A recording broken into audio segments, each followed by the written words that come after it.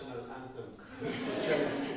And all through your life, people will tell you different things about it, and you have to live with it, and you will change your mind many times. So I'm not going to say, try to prove that I'm right, okay? That's not the point, and because when I was a student, every lesson somebody on the Dvorak would tell me something opposite of the other person, until I realized one really important thing. So now playing it myself with orchestra, so I just played it in Mexico 2 days ago, but I mean, it's really, if you're lucky as a cellist, it becomes part of you, really for life, and you always constantly change. What's important is to realize that it's a symphony with a very important cello part. And what I would like to share with you is that to make sure that you understand what you're playing and what else is being played when you're playing. And you will make your decision. I'm not here to tell you I'm right and you should take more time here and less. No, but be aware. Be aware, because we're like detectives, musical detectives. A lot of the answers here are in the score because you are really part of the orchestra. And have you ever played with orchestra? Yes. Was it a good orchestra? Or Yeah, it was good. I performed the variations with them a couple months ago. The only thing was there were some things. No, but the Dvorak, not Dvorak. Oh, not the Dvorak, no. Yeah. No, I I thought you said that, playing with Philadelphia. Okay. Then that's a good start. What I'm saying is that usually we don't play with Philadelphia orchestra. And the orchestra is so bad. And if you don't know that the clarinet has a solo, if you don't know that the horns are playing and they will probably be late, you cannot play these things. So this is one thing I want to go with you through, at least in the first stage, so you're more aware of what she's doing, because she's the best orchestra you can imagine, but it's not going to be like this. And the second thing, of course, as I talk to everybody, is the way you approach the cello. And I feel with you that what happens here is that the feeling is like somebody comes to you and says, okay, this is a cello, now deal with it. And you're like, okay. Instead of saying to you, this is a cello, and no matter who you are and what's the shape of your body, this should become part of your body. Part of my body, which is different than yours, part of your body. So this same piece of wood should become your part of body, not you becoming a cellist, because that's a wrong approach. The way you're playing the cello, I don't have a long enough MP because I'm much bigger than you, but I'm trying to simulate. It's like I'm really exaggerating a lot, but it's so hard. Forget about Dvorak. It's so hard to sit like this. Look at you now, same as the student before. Just imagine sitting like this. It's just not. Do you know any pianist who play like this? I mean, piano is much more natural in that way. Yeah. Look at your hands now. You have to find a way to bring the cello to your body. So the best way to do it is to hug. Exactly. When you practice, every few minutes, stop and hug your cello. Because hugging is the most natural thing. Only when you hate somebody, you do this. When you like, you embrace this embracement of a tool, and you make it part of you. That's why actually I think cellists are really nice people. Nicer than others. We have cello festivals, because we hug all day long, you know. We do this, they do this, they do this, we do this. I mean, you do it 4 hours a day, you become a welcoming person. Yeah, so look at your hands now. Now, I'm not saying I don't want to change anything, you have to figure out yourself. But it seems to me that the person you're hugging, which is a cello now, is a little bit too tall for you. So, you know, that has to adjust for you to be human. Yeah, you're hugging them here. That's how you play. So, it's so hard for you to use what God gave you, which is really your body. It's very hard for you to do it. So, that's really something important. So, maybe just for this next 20 minutes, can you try to have the cello a little lower so you're actually using your weight to become a cellist and not be, I call it TV posture. You know, you're watching a game rather than producing. Yeah? So just a little lower.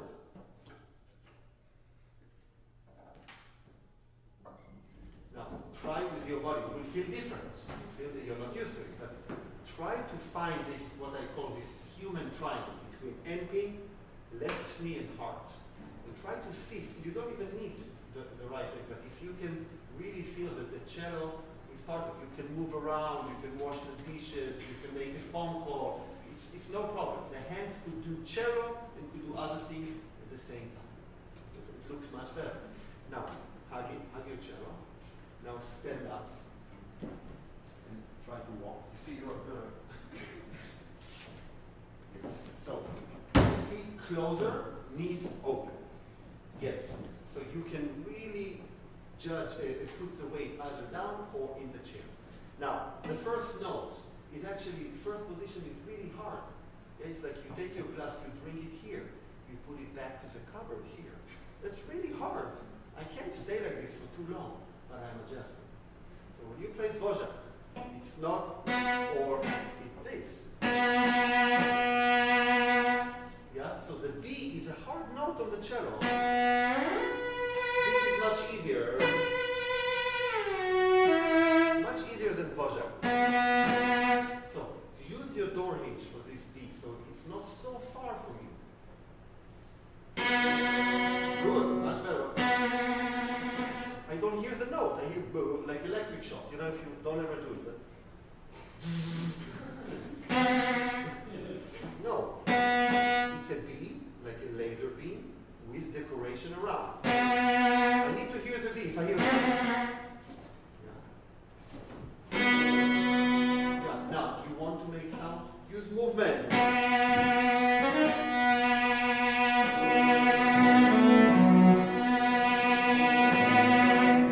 You can do whatever you want, but do it with the right motion.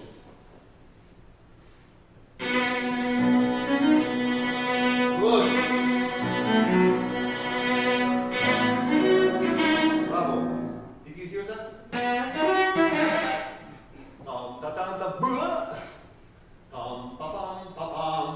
Yeah? So I would say you express your emotion with one bad motion, which is electric shock. You do when you really want to express. The emotions are great. Now, how many times you use a B in the beginning? Let's just count it. B, da da, B, B, da da, B, B, da da. So 5 times. Now give me the hierarchy, please, of these 5 notes. Are they all the same? No. So sing it once. Let's see what you think.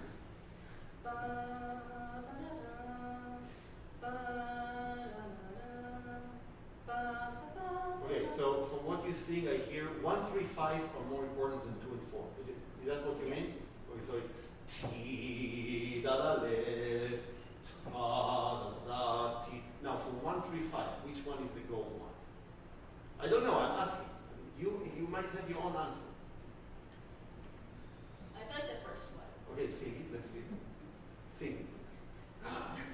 Ba- So if you sing really the one, you have to breathe like crazy for the one, yeah?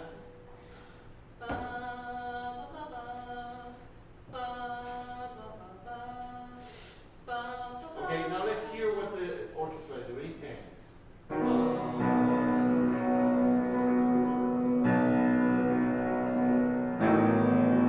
So let's do it again. So sing it with her.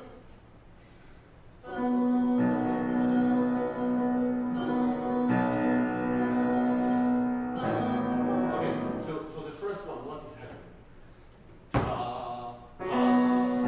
So you have this ta, boom, da da da. Third one, ta, boom, da da da. Fifth one. What do you think? What is this chord? Is it more intense or less or nothing? So is it number 1 or number 5? Number 5. And what is the answer? Where is the answer? In your heart, in your eyes, or in the score? We're in the score. Yeah, absolutely. So now sing it.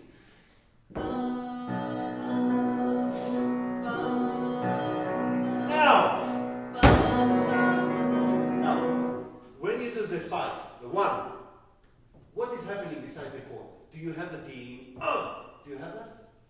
No. No, Dvorak tells it's quasi-recitativo, but it's quasi-recitativo when he wants, not when you want.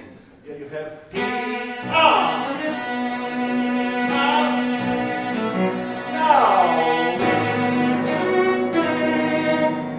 To be free. Now, who is coming in? Who is playing? In Philadelphia, it's somebody who gets a lot of money. A lot.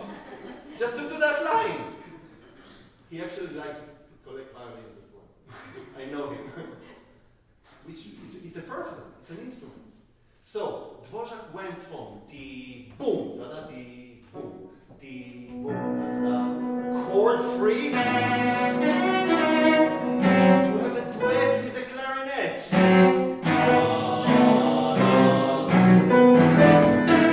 Yeah?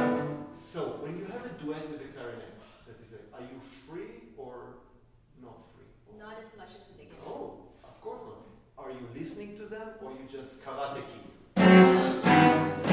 Boom! Boom! No, you're listening. You're listening. And by the way, he's such a great composer. Second time, there's no clarinet, so you might as well enjoy it. If this would be a Dvorak trio, do you know the Dunki trio? No. They start. He loved the cello. Yeah, imagine Dvorak we found a new trio by Dvorak. And the cello part is. But it's a clarinet trio. And the clarinet is playing.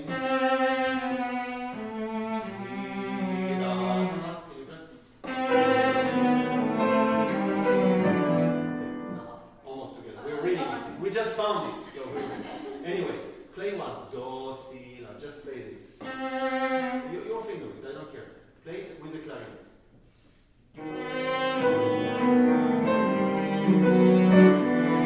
So clarinet goes to the last note. Go with the clarinet. Ti, di, da, da, da. Syncopation. Ti.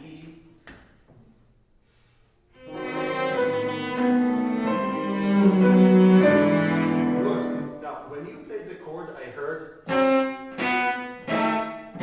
Is this how you want that voice to be heard? So, can you play and clean out the top, but also vibrate it? Try. No,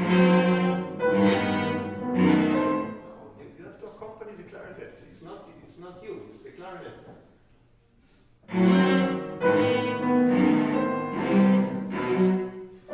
See? Now, you're not the only one. There are really famous cellists who do karate kid there. But I really think that's what I meant, is that the interpretation is yours, but the knowledge of the scores is ours. Yeah, so when you get to the second bar, free, then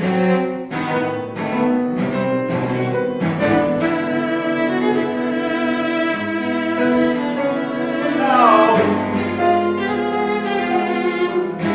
free, and on.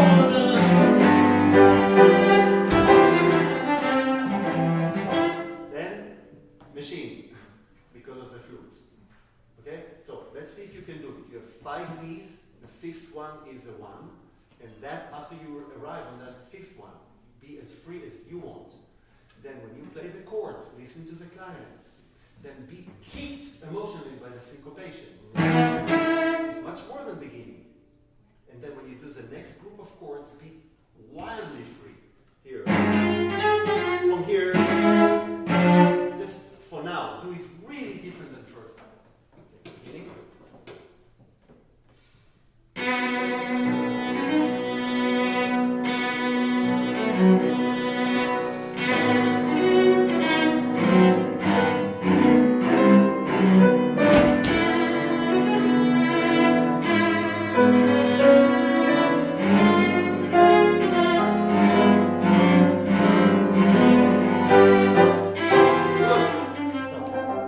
Do you understand? Yeah. Now what happens here?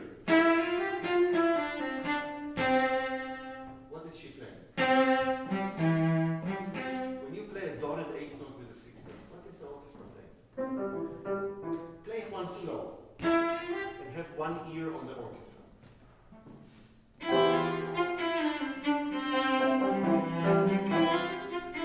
Yeah.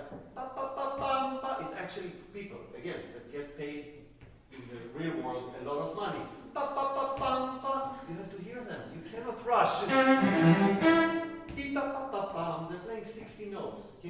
once and listen to the orchestra, to the winds.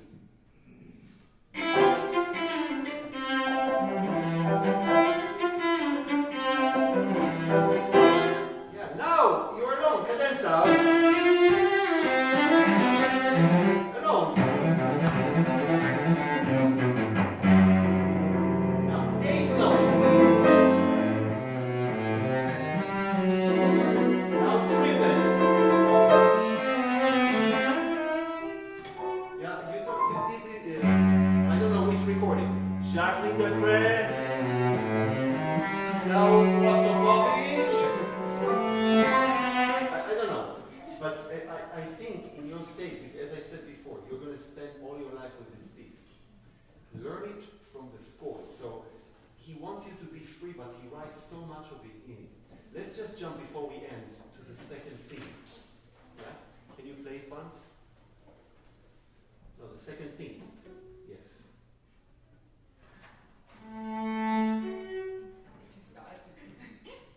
By the way, it might happen to you in auditions. Second thing, please. And you were like, next.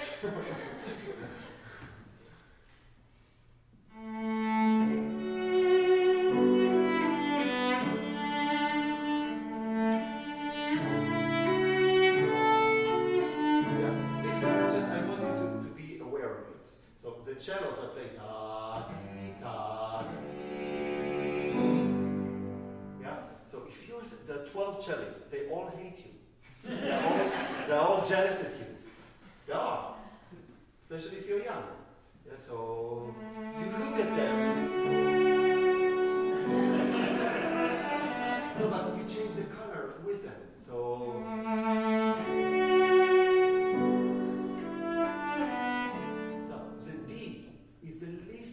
You see, tension and the D. It's so simple, but we are cellists. No, listen, if you tension.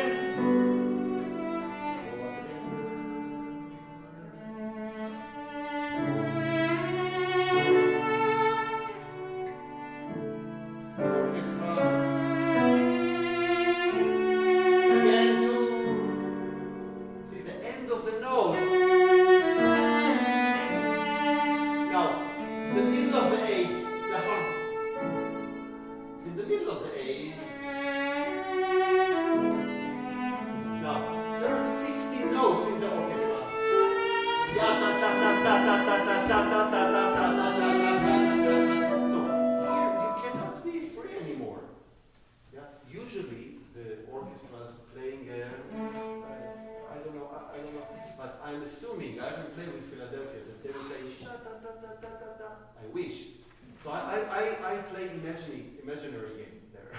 But he wrote 16 out there. So the beginning of the second thing is different than the middle of it. Try it. Tension in them. And bravo! Now take time. Let the orchestra decide. To the end of the note. The harmony is at the end. Now play the 60 notes really clear.